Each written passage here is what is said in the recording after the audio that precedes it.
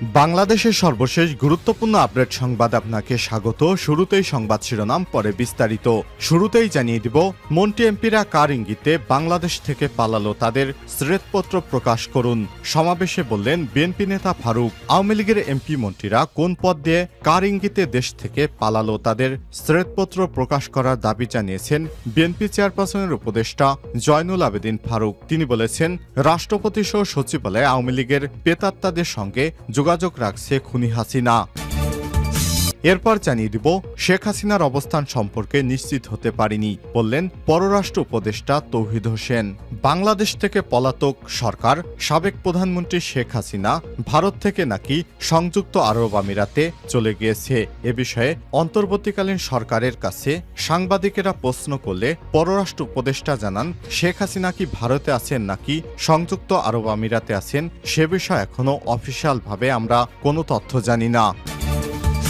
জানাবো, আদালতে কর্মচারী নিয়োগে গুনে গুনে টাকা নিতেন সাবেক আইনমন্ত্রী আনিসুল হক। সারা দেশে জেলা ম্যাজিস্ট্রেট আদালতে কর্মচারী নিয়োগ জনপ্রতি 10 থেকে 20 লক্ষ টাকা পর্যন্ত ঘুষ নিতেন সাবেক আইনমন্ত্রী আনিসুল হক। সিটিজেন ব্যাংকের তৎকালীন চেয়ারম্যান অ্যাডভোকেট তৌফিকা করিম ছিলেন তার সহযোগী, যার মাধ্যমে তিনি ক্ষমতার অপব্যবহার করে কানাডা এবং অন্যান্য দেশে অর্থ পাচার করেছেন।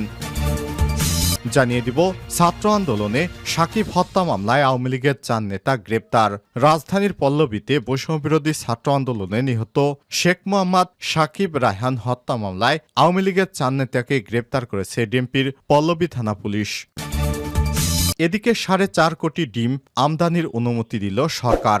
বাজার দর স্থিতিশীল রাখতে দেশের 60টি প্রতিষ্ঠানকে 4.5 কোটি পিস ডিম আমদানির অনুমতি দিয়েছে বাণিজ্য মন্ত্রণালয়। মঙ্গলবার 8 অক্টোবর বাণিজ্য মন্ত্রণালয়ের এক বিজ্ঞপ্তিতে সব তথ্য জানানো হয়েছে। এবং সর্বশেষ জানিয়ে দিব, ভিসা প্রত্যাশীদের জন্য সুখবর দিল ইতালি দূতাবাস। আগামী ডিসেম্বরের মধ্যে জমা পড়া 20,000 বাংলাদেশিকে ভিসা দেওয়ার চেষ্টা করবে ইতালি দূতাবাস। মঙ্গলবার 8 অক্টোবর দুপুরে পররাষ্ট্র মন্ত্রণালয়ে সাংবাদিকদের সঙ্গে আলাপকালে বাংলাদেশের পররাষ্ট্র উপদেষ্টা এসব বিষয় নিশ্চিত করেছেন। পররাষ্ট্র উপদেষ্টা বলেন, দীর্ঘদিন ধরে অনিষ্পন্ন ভিসা আবেদনসমূহ দ্রুততম সময়ের মধ্যে নিষ্পত্তি করবে ইতালি দূতাবাস। ঢাকাস্থ ইতালি দূতাবাস ভিসা দ্রুততম সময়ের মধ্যে নিষ্পত্তির লক্ষ্যে কনসুলার শাখার লোকবল বাড়ানো সহ কয়েকটি গুরুত্বপূর্ণ পদক্ষেপ নিয়েছে। প্রিয় দর্শক, এতক্ষণ শুনছিলেন সংবাদ শিরোনাম, এবারে বিস্তারিত।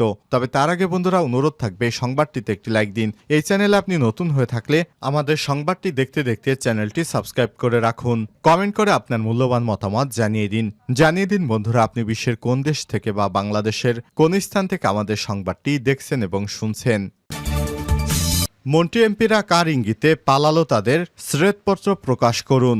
সমাবেশে বিএনপি নেতা ফারুক। আওয়ামী লীগের মন্ত্রী এমপিরা কোন পথ দিয়ে কার ইঙ্গিতে কার ইশারা দেশ থেকে পালালো তাদের শ্বেতপত্র প্রকাশ করার দাবি জানিয়েছে বিএনপির চেয়ারপারসনের উপদেষ্টা জয়নুল আবেদিন ফারুক। তিনি বলেছেন, রাষ্ট্রপতি সহ সচিবালয়ে আওয়ামী লীগের প্রেতাত্মাদের সঙ্গে যোগাযোগ রাখছে শেখ হাসিনা। সচিবালয়ে যখন শেখ হাসিনার প্রেতাত্মারা বসে থাকেন তখন শহীদ সাইদ মুগ্ধের কথা ভেবে চোখে পানি চলে আসে। শেখ হাসিনার প্রেতাত্মারা এখনো সক্রিয়। ষড়যন্ত্রের গন্ধ আমাদের নাকে আসে। এই ষড়যন্ত্র থেকে আপনাদের অর্থাৎ অন্তর্বর্তীকালীন সরকারকে বের হতে হবে। মঙ্গলবার 8 অক্টোবর জাতীয় প্রেস ক্লাবের সামনে বাংলাদেশ ইয়ুথ ফোরামের উদ্যোগে ডক্টর ইউনূসের সরকারকে ব্যর্থ করতে পরাজিত শক্তির ষড়যন্ত্র এবং রাষ্ট্রপতি শাহাবুদ্দিন চুপ্পু ও মাফিয়া হাসিনার নিয়োগপ্রাপ্ত সচিব সহ প্রশাসনের সর্বস্তরের ক্যাডারদেরকে বহিষ্কারের দাবিতে এই বিক্ষোভ সমাবেশে তিনি এসব কথা বলেন।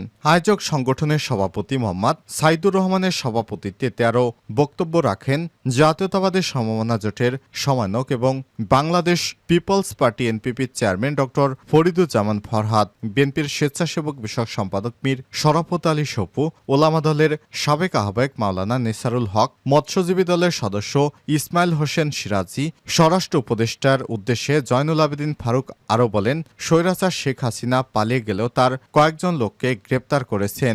বাকি লোকদের বিদেশে পাঠিয়ে দেওয়ার ব্যাপারে যারা সহায়তা করেছে তাদেরকে গ্রেপ্তার করুন, এদেরকে বিচারের আওতায় নিয়ে আসুন। 460 থানায় ওসিদের আইনের আওতায় আনুন, তারা বলতে পারবে কোথায় আছে ছাত্রলীগ যুবলীগের অবৈধ অস্ত্র।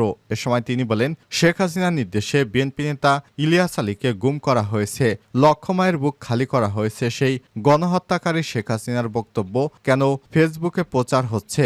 আমি শাসনামলে আমাদের নেতা তারেক রহমান এবং বিএনপির চেয়ারপারসন বেগম খালেদা জিয়ার কোনো বক্তব্য প্রচার করতে পারেনি কোনো গণমাধ্যম, তাই খুনি শেখ হাসিনা এবং তার ছেলে জয়ের বক্তব্য কিভাবে গণমাধ্যমে আসে তা জনগণ জানতে চায়। এ সময় তিনি বলেন, ডিবি হারুন ও বিপ্লব কুমার সরকারের অত্যাচারের কথা মনে পড়লে এখনো চোখে পানি চলে আসে।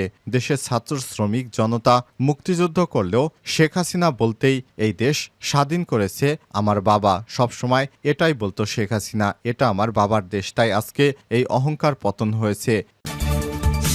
শেখ হাসিনার অবস্থান সম্পর্কে নিশ্চিত হতে পারেনি সরকার, বললেন পররাষ্ট্র উপদেষ্টা।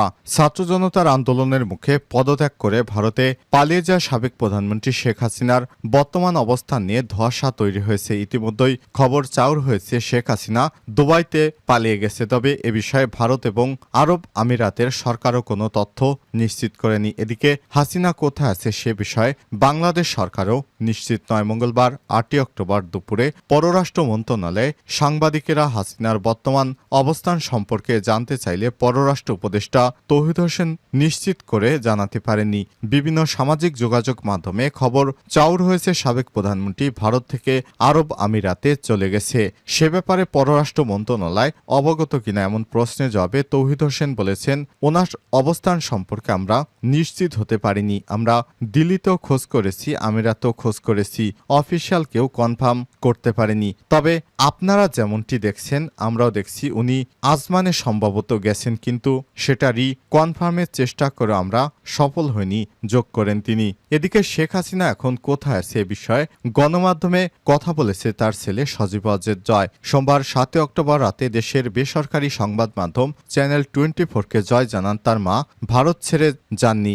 ভারত ছেড়ে যাওয়ার খবরটি সঠিক নয়, তার মা এখনও ভারতে আছেন। কোটা প্রসঙ্গে জয় বলেন, মুক্তিযোদ্ধা কোটা কমিয়ে 5% নিয়ে আসার প্রস্তাব দিয়েছিলাম আমি। পারিবারিক হোয়াটসঅ্যাপ গ্রুপে এমন প্রস্তাব রেখেছিলেন জয়। সে সময় কোটা আন্দোলন দেখে হতবাক হয়ে গিয়েছিলেন বলেও জানান তিনি, এবং শেখ হাসিনা কোটা আন্দোলনে এত মানুষ দেখে হতবাক হয়েছিলেন। শেখ হাসিনার 15 বছরের উন্নয়ন নাকি হতাশার মধ্যে পড়েছে, এমনটাই জানিয়েছে শেখ হাসিনার ছেলে জয়। আদালতে কর্মচারী নিয়োগে গুনে গুনে টাকা নিতেন আনিসুল হক। সারা দেশে জেলা ম্যাজিস্ট্রেট আদালতে কর্মচারী নিয়োগে জনপ্রতি 10 থেকে 20 লক্ষ টাকা পর্যন্ত ঘুষ নিতেন সাবেক আইনমন্ত্রী আনিসুল হক। সিটিজেন ব্যাংকের তৎকালীন চেয়ারম্যান অ্যাডভোকেট তৌফিকা করিম ছিলেন তার সহযোগী। তার মাধ্যমে তিনি ক্ষমতার অপব্যবহার করে কানাডা ও অন্যান্য দেশে অর্থ পাচার করতেন।